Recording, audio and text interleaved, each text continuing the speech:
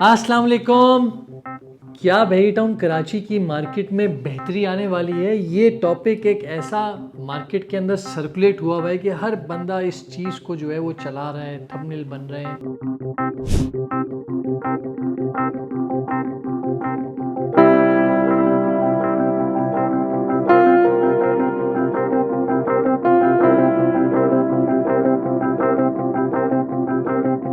तो मैंने सोचा इस बारे में मैं भी आके डिस्कशन करूं कि बेरी टाउन कराची की मार्केट को हम दो पहलू से देख सकते हैं। एक तो बात यह कि सुप्रीम कोर्ट का डिसीजन जो है वो आपके सामने है। वहाँ पर अभी इस टाइम केस की हेयरिंग है, 23 नवंबर को हेयरिंग होने जा रही है।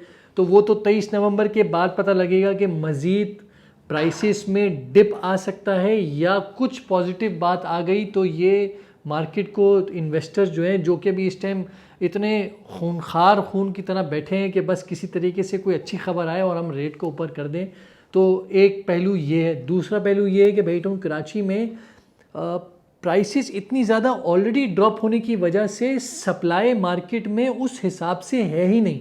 जैसे 15B की मार्केट आज के दिन हम कहने को कह तो सकते हैं कि 23 से 25 लाख रुपए, लेकिन जब हम मार्केट में लेने के लिए उतरते हैं तो वहाँ पर प्लॉट अवेलेबल ही नहीं है। 125 गज में क्योंकि सबसे ज़्यादा ड्रॉप आया है तो वहाँ पर अवेलेबिलिटी उस हिसाब से नहीं है। अगर कोई एक अच्छा ऑप्शन या एक बुरा ऑप्शन या एक मीडियोकर ऑप्शन मार्केट में बिक रहा है, मैं कहूँगा टोटल 6 बिक रहे हैं, तो 7वां ऑप्शन मार्केट में अवेलेबल नहीं है।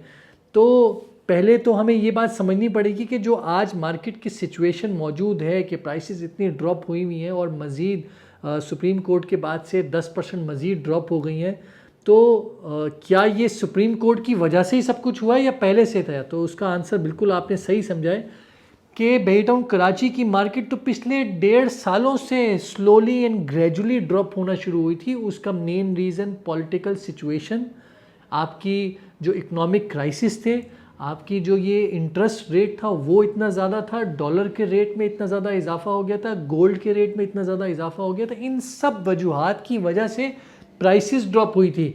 लेकिन इस बात से कनेक्ट करना कि बहरिया की मार्केट आधे से भी ज़्यादा ड्रॉप हो गई सुप्रीम कोर्ट के उस हेयरिंग की वजह से, तो ये मैसेज मार्केट में फ्लोट करना, लोगों को कन्विंस करना, ये गलत है। जो कि लोगों ने इस बात को बाय भी नहीं किया, सेलर्स ने इस बात को बाय भी नहीं किया, क्योंकि वो ऑलरेडी उस 1.5 साल से मार्केट को ड्रॉप होता हुआ देख रहे थे, उन्होंने चीज़ बेची भी नहीं। कहने का मकसद ये है कि आने वाले वक्तों में चीज़ें बहुत क्लियर नज़र आती हैं।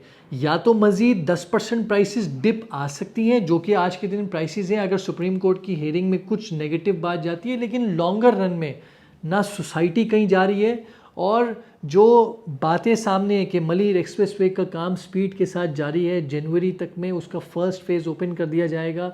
बेरी टाउन कराची की इस हेयरिंग के बाद पेमेंट के जो भी मामलात होते हैं उसमें लीज़ ओपन कर दी जाएगी।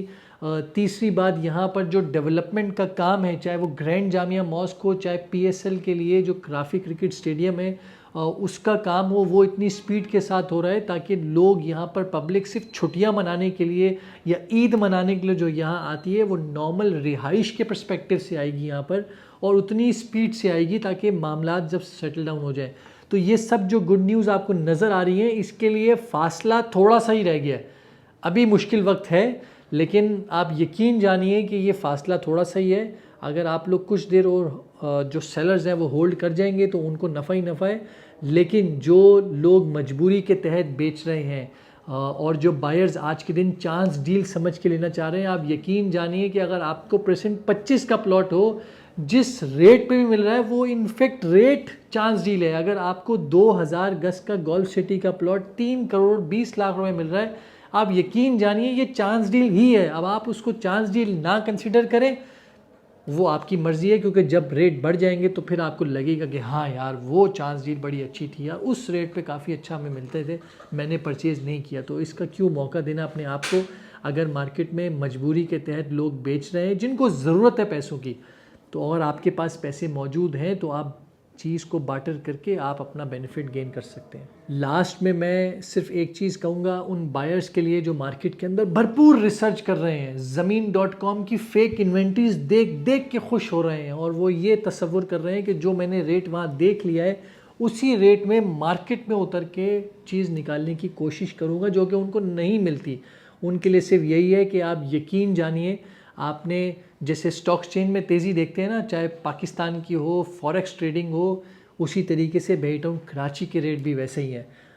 गिरने के लिए 10% के चांसेस हैं, लेकिन बढ़ने के लिए जो है ना वो एकदम 100% है। और जब बढ़ना शुरू होगा तो कोई भी आपके हाथ में इन्वेंट्री देने के लिए रेडी नहीं होगा। और इनफैक्ट जो प्लॉट्स के जो डील्स हुई होती हैं वो रिवर्ट बैक हो जाती हैं। तो इसलिए ऐसी ट्रांजैक्शन में पढ़ने के बजाय कि जहाँ तेज़ी के मामलात हों, और अल्लाह करे आ जाए, हम तो इस उम्मीद में हैं। हर बंदा बहरिया के अंदर जिसने इन्वेस्टमेंट की हुई है उसने भी जब भी इन्वेस्टमेंट करा था ना आपकी तरह रिसर्च की थी और भरपूर रिसर्च की थी।